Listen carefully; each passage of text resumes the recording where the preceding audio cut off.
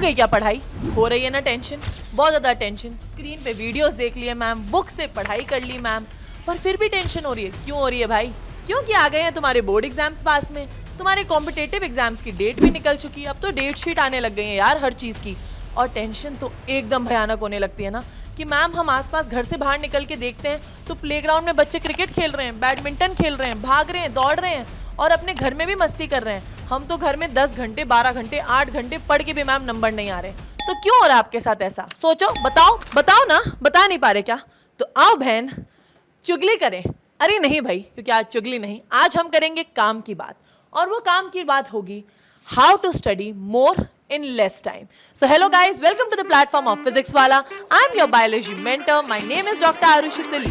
तो आइए बात करते हैं इस ही रंगीन टॉपिक के बारे में कि मैम इतने ज्यादा घंटे पढ़ने के बाद भी नंबर नहीं आ पा रहे हैं। तो देखो, आप भी एक नॉर्मल स्टूडेंट हो, मैं भी आपकी तरह एक नॉर्मल स्टूडेंट रह चुकी हूँ और ये सारी दिक्कत बिल्कुल नॉर्मल है। आप लोग एकदम चिंता लेने की जरूरत नहीं, जैसे मैं शुरू में ले रही थी। आप लोग भी ऐसे ही चिंता लेते हो कि मैम पढ़ाई नहीं हो पा रही है, एकदम एग्जाम तो बिल्कुल घर पे नॉक नॉक करने आ गए हैं, पर फिर भी दिक्कत हो रही। तो देखो, आज मैं आपको बताने वाली हूँ ऐसे 5 मेथड्स जो आपकी जिंदगी में इस चीज में बहुत ज्यादा हेल्प करने वाले हैं। एंड ट्रस्ट मी, बिल्कुल भी फालतू बात नहीं होगी, it is straight to the point. पहले हम बात करेंगे कुछ बेसिक टॉपिक्स की, 5 वो बेसिक टॉपिक जो आपको हर किसी को पता होता है कि ये चीजें फॉलो करने से चीजें ठीक हो सकती हैं। फिर हम बात करेंगे साइंटिफिक 5 मेथड्स की जिनसे ये सारी चीजें ठीक हो सकती हैं। तो आइए बात करते हैं सबसे पहले 5 बेसिक मेथड्स की। तो वो बेसिक मतलब वो वाली चीजें जो हमने रेगुलरली सुनी होती हैं। सबसे पहली चीज, कट डिस्ट्रैक्शंस। मैम डिस्ट्रैक्शन तो हम कट कर ही देते हैं, फोन को भी हम रख ही देते हैं, मम्मी पापा को दे दो, साइड में रख दो, शांति सी जगह पे चले जाओ और किसी से भी ज्यादा कॉल पे बातें मत करो, सारा डिस्ट्रैक्शन कट कर दो, खिड़की से बाहर गेम्स खेलते वाले लोगों को देखना बंद कर दो। इसलिए सारे डिस्ट्रैक्शंस कट होने चाहिए। Number 2, how long to study ma'am, what time to study, कितने क्वेश्चंस हमें करने चाहिए? आ रहे ना सवाल ये मन में? तो मैं आपको बताती हूँ, हमेशा एक टारगेट रहना चाहिए कि मैम हमने 50 क्वेश्चन आज सॉल्व करने हैं, 50 मिनट में करने हैं और टाइमर लगा के करने हैं। ये सारी चीजें हमेशा प्रिसाइज होनी चाहिए और टू द पॉइंट होनी चाहिए। तीसरा पॉइंट है use white noise. Ma'am white noise क्या होती है? साइलेंट और फोकसिंग नॉइज। जैसे ना आप लोग जब YouTube पे डालोगे और सर्च करोगे वाइट नॉइज या फोकसिंग नॉइज या काम म्यूजिक, तो आप लोगों को बहुत सारी साउंड्स मिलेंगी। मैम होती क्या है ये साउंड्स? इन साउंड्स को जब आप पढ़ते टाइम सुनते हो तो आपके ब्रेन को काफी टाइम की कामनेस मिलती है जिससे आप फोकस कर पाते हो। तो इनको आप भी ट्राई कर सकते हैं। फोर्थ होता है वेक अप अर्ली और study overnight and take naps. बहुत लोग होते हैं जो सुबह की चिड़िया होते हैं और कई लोग रात के उल्लू होते हैं। मैं टोटली समझ सकती हूँ, मैं भी आप लोगों की तरह ही थी यार। कभी कभी तो पहले के ज़माने में मैं बहुत जल्दी उठ के पढ़ाई करती थी, कई बार मैं रात रात को बहुत ओवरनाइट तक स्टडी करती थी। पर देखो, कभी भी पढ़ो, इट्स इंपॉर्टेंट कि आप बीच में नैप्स और ब्रेक्स प्रॉपरली लेते रहो। इंपॉर्टेंट है यार। देखो, थकान तो हर चीज में हो ही जाती है पढ़ते पढ़ते, तो इट्स बेटर कि आप बीच में नैप्स लेके पढ़ाई करो। 5th बेसिक पॉइंट वो है स्टडी स्पेस क्रिएट करो अपनी। बहुत सारे बच्चों को ऐसा लगता है कि मैम हमारे आसपास बहुत शोर है, मैम घर में इतने कलेश चलते रहते हैं, बार बार कोई आता जाता रहता है, पढ़ने की जगह नहीं मिल पाती। देखो, पढ़ने की जगह आपको क्रिएट करनी, भले ही वो घर की छोटी सी टेबल की स्पेस हो, वो बाहर लाइब्रेरी में जाके हो, वो कोई पर्टिकुलर रूम हो, वो कोई पर्टिकुलर बालकनी हो।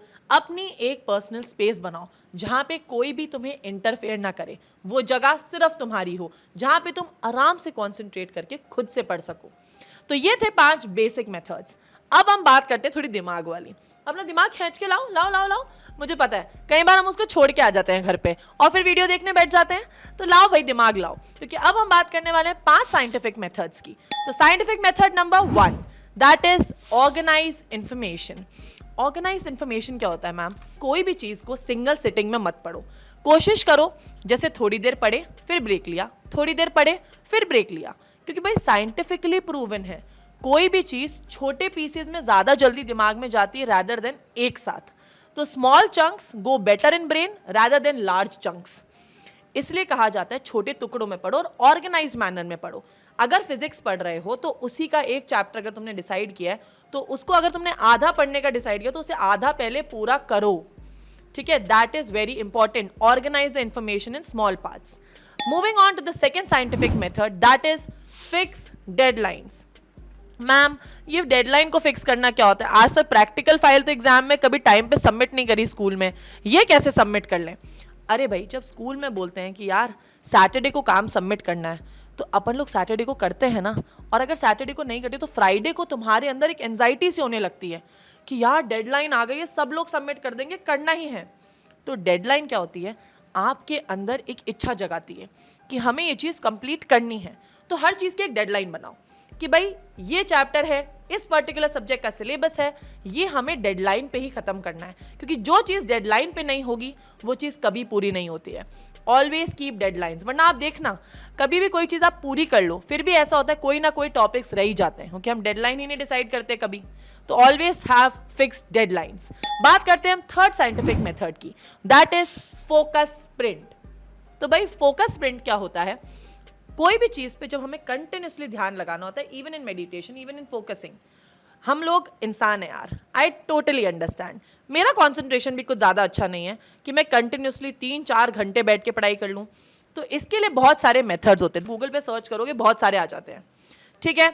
अब इन स्प्रिंट्स को जब आप यूज़ करते हो तो ये स्प्रिंट्स ऐसा कहती हैं कि 25 मिनट पढ़ो, 5 मिनट का ब्रेक लो, या फिर 90 मिनट पढ़ो फिर आप 20 मिनट का ब्रेक लो। तो ऐसे करके ये स्प्रिंट्स आपको साइंटिफिक मेथड्स देते हैं कि जितना पढ़ो उसके बाद एक पर्टिकुलर ब्रेक लो। देखो 25 मिनट या 30 मिनट तो थोड़ा छोटा टाइम हो जाता है, बट हाँ आप लोग कोशिश कर सकते हो 40 मिनट, 50 मिनट, 90 मिनट, 1 घंटा, ऐसे आप अपने आप को फॉलो कर सकते हो कि इतने घंटे तो हमें बैठ के पढ़ना ही है। नेक्स्ट पॉइंट आता है, that is the fourth point, that is interlinking. Suppose आज तुम लोग केमिस्ट्री पढ़ रहे थे, केमिस्ट्री में तुमने कोई चैप्टर पढ़ा, वहां तुम्हें बायो के कोई टॉपिक की याद आ गई, तो बायो भी वहां से लिंक करके रिवाइज कर ली।